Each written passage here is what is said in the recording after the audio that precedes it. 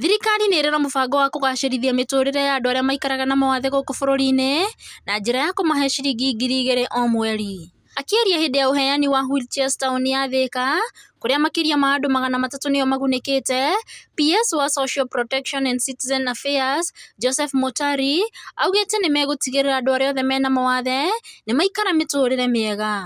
Oho nĩ ongereire na akauga nĩ megũtigĩrĩra gũtirĩ mũndũ ona ũmwe wĩna wathe ũgũtigwo na thutha harĩ mũbango ũyũ. Ile pesa ambao huwa tunalipa hao walemavu itakuwa inafanywa kila mwezi. Kila mwezi, every month we must be paying watu wetu ambao ni walemavu, severe disabilities, na nimeona kuna kadhaa hapa, tutakuwa tunalipa hiyo pesa kila mwezi. Kwa hivyo hiyo ni His Excellency the President mwenyewe ameniguide hivyo kwamba niwe ni walipa walemavu kila mwezi, na hiyo ninaanza effective, ninaanza kuanzia leo hii. By this week nitakuwa nimelipa hiyo 2,000 kwa wale ambao wanapokea hizo pesa.